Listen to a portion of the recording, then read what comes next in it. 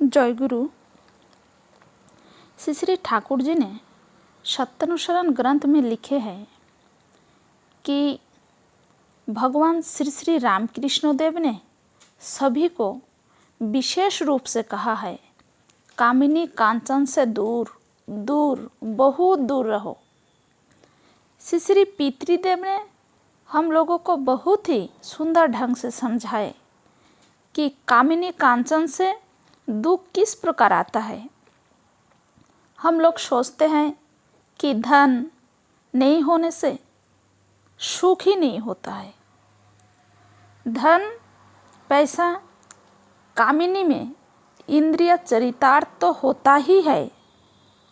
शरीर इंद्रिय द्वारा परिचालित होता है। इंद्रिय के राजा हमारा मन है। अपनी खुशी के लिए पैसा खर्च करेंगे, इंद्रिय चरितार्थ करेंगे, इसी को लोग सुख समझते हैं। किंतु शरीर का एक धर्म है। परम पिता ने ये इंद्रिय किस लिए बनाई है? उपभोग करने के लिए, आनंद के लिए ही तो बनाए। लेकिन अगर लगातार इंद्रियों द्वारा निर्देशित किया जाए तो अंत में लालच की जीत होती है। हमारी जो सूक्ष्म अनुभूति यानी सूक्ष्म भावनाएं होती है वो ललचाती है। प्रवृत्ति प्रयाण के माध्यम से इंद्रिय तृप्ति हो रहा है, आनंदित हो रहा है। हम लोग यही सोच रहे हैं, लेकिन आनंद लेने की जो क्षमता वो लालची होती जा रही है। श्री श्री ठाकुर जी ने इसलिए इससे सावधान होने के लिए बोल रहे हैं। परम पिता ने हम मनुष्यों को इतनी आज़ादी दी है कि हम चाहे तो मंगल के पथ पर जा सकते हैं, चाहे तो अमंगल के पथ पर। परम पिता चाहते हैं कि तुम तुम्हारे इंद्रिय के दास मत बनो। जिससे परम लाभ है, इसी को छोड़ के इंद्रिय को चरितार्थ करने के लिए सती के साथ हम लोग रहने लगे।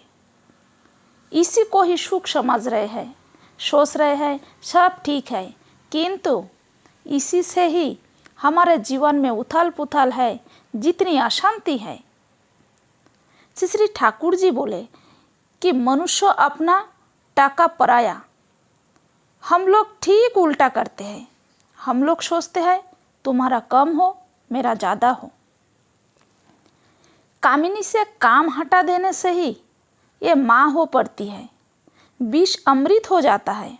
और माँ ही है, कामिनी नहीं। श्री श्री पितृदेव ने कहा कि विष अमृत कैसे बन गया।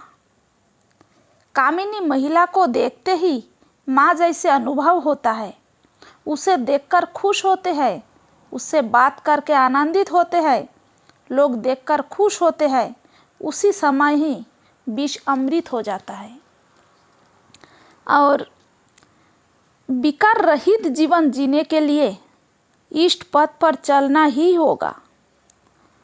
हम लोगों को इष्ट पथ पर चलना ही होगा। इष्ट पथ मतलब क्या है? इष्ट मतलब होता है मंगल।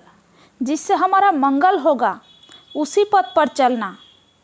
किसी स्त्री को देखकर जो भाव कामिनी के भाव से देखते हैं, वही भाव ही है पाप, बाधा, विपत्ति।